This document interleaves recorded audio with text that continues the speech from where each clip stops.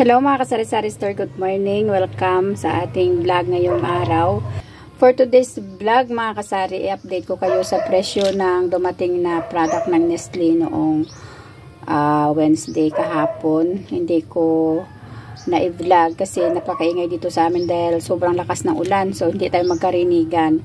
Ngayon i-update ko kayo na tumaas talaga ang Nescafe 20 grams at Nescafe stick. So ito ang ating pinadeliver sa kanila kahapon at hindi nila naibaba yung aking Bear Brand na dalawa lang naman yung 300 grams kasi kahapon parang mabilisan na talaga ang pag-deliver nila dahil nga sobrang lakas ng ulan dito sa amin kahapon. Mga 2 oras yata na ang lakas talaga, pero nung mga bandang tanghali na medyo humina, pero walang tigil ang ulan kaya maingay. So ngayon i-update ko kayo mga kasari. So ayan na ang ating pinadeliver kahapon. At itong nasa basket, ito ay 15 piraso lang na Nescafe 20 grams. So may isang tie tayo ng Nestle Lemon, dumating din sa wakas. 2 tie ng Creamy White Twin Pack. Tapos itong ating Bear Brand ay 5 tie, pero naibenta ko na yung isang tie. 2 tie ng Milo. 2 Magic Sarap. 2 Nescafe na stick. 2 pack. At itong ating Chucky na maliit, 5 piraso. Tapos 5 piraso yung Bear Brand sterilized, pero naibenta na yung isa. At itong ating 15 pieces na Nescafe 20 grams.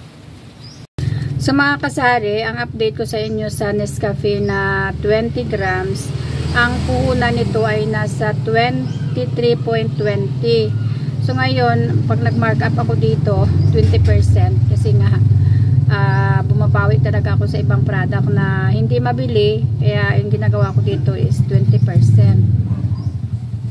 Maingay. So kung i-plus natin ang 20% dito mga kasari is nasa 27.84 na, round off ko na lang sa 28 pesos. Pero pag bumili tayo sa grocery nito, nung last time na bumili ako na parang hindi pa tumaas ang Nescafe, 25 na siya. So tamang-tama na ibenta natin siya na 28 pesos. So ano lang ako, swerte lang ako kasi meron akong ahente, kaya medyo makalaki-laki tayo ng tubo. Pero sa iba nito mga kasari is nasa 20 to 30 pesos na ang isang piraso.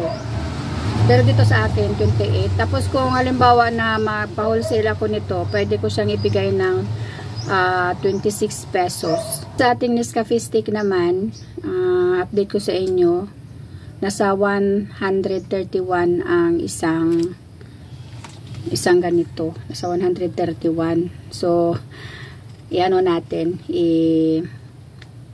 dagdagan natin ng 20%. Ito ay 48 pieces. So nasa 157.20 ang matamaan ng isang ganito.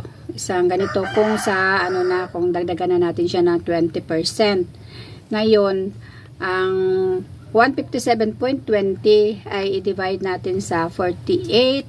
Ang kinalabasan niya is nasa 3.275.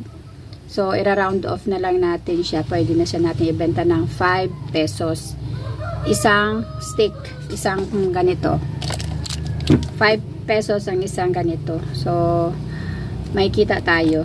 Kaya ngayon, ang puhunan nito is nasa 131. So kung ibenta ko siya ng wholesale dito, ibibenta ko siya ng 142 pesos ang ating bintahan. Para naman kahit paano meron tayong tubo. Ibabawi natin sa iba na maliit talaga ang tubo natin.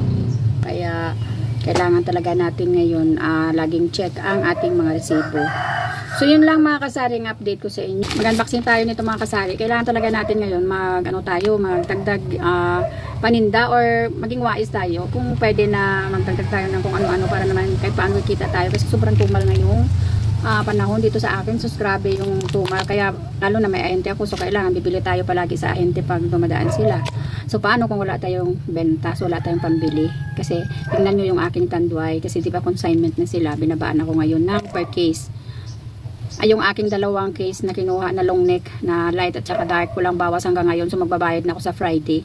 So paano yan at hindi yun naibenta, kaya di aabonuhan natin. Ganyan din naman minsan kasi pag may ahente tayo, parang mapo-force tayo na bumili sa kanila every time na dumaan sila dito, kasi pag hindi tayo kukuha kahit mga 2 beses ay hindi na nila tayo dadaanan. So kailangan magpwersa talaga tayo na magkuha ng kanilang mga paninda. So ayun ang problema natin pag wala tayong pera na pag dito na benta, pag ganito na matumal ang panahon, so mahirapan tayo na makaipon ng pera na pambayad sa ahente. Kaya nga yun yung ayaw ko sa consignment, kasi kagaya sa sigarilyo, kahit hindi maubos yung paninda mo ay sige, siyempre babayaran mo talaga yung kinuha mo. Kaya ganun din sa Tanduay ngayon, nagano sila ng consignment, pero nagsabi sa akin yung ahente na pwede naman daw partial pag wala talagang pera, halimbawa na hindi pa naibenta. So yung 2 box ko at saka yung kalahati, wala talagang bawas yun. Iwan ko, hindi na yata uminom yung mga tao ngayon. Kaya yun mga kasari, no? Ngayon mag-unboxing ako. Ito ay galing sa Shopee, pero ito may order na sa akin, pero isa lang ang in-order na isang pack, pero dinagdagan ko na. Ito naman ay ano siya, stay later sa Shopee, no interest for 3 months. So monthly ako nagbabayad ng mga in-order ko sa Shopee, ganun, kasi na-activate ko yung aking spay later. So ito yung maganda, kasi wala siyang 0 interest for 3 months. So ang kinukuha ko lagi 3 months, yung 3 months ang pagbayad mo, halimbawa ang hatiin sa 3 kulog. So yun, maibenta ko pa bago ako magbayad. Ganun yung ano ng Shopee, pag halimbawa na-activate mo yung spay later. Kaya yun lang, pero hindi ako order ng mga malalaki. Yung mga maliliit na items lang, kasi mabigat din yun sa bulsa. Kahit nga sabihin natin na 3 gives o hulugan natin sa Shopee every month. Pero syempre, ano din yun, mahirap din pag malaki na talaga yung utang. So ito yung aking in-order, buy one take one siya. Binibenta ko siya ng 50 pesos. So bali 250 pesos lahat, kasi 5 piraso ang laman nitong sabon na Beauty White, Yoglo Beauty White. So noong last time na nag-order ako, naibenta ko naman lahat at may tubo din naman ako kahit paano, kaya ito na lang yung minsan makakita ako sa Shopee ng medyo mura. So ito siya ay free shipping, ang bili ko dito, nakakita ako ng free shipping, kaya medyo tutubo tayo ng kahit paano, mayroon talagang tubo. At utang pa siya mga kasari, at no interest naman sa 3 months na pagbayad ko nito. So isasabay ko siya sa iba, kaya yun nga ang binabala ko ngayon, kasi na-activate ko yung aking spay later. Titingin ako ng mga paninda sa Shopee na pwede ko siyang ibenta dito na mayroong mga free shipping or 3 months to pay, o diba, makabenta ka pa, saka ipambayad mo doon sa paghulog mo sa sa buwanan mong hulugan sa Shopee. So may kita ka na at medyo delay pa yung pagbabayad natin. So yun lang mga kasari-sari store ang aking share sa inyo ngayong araw.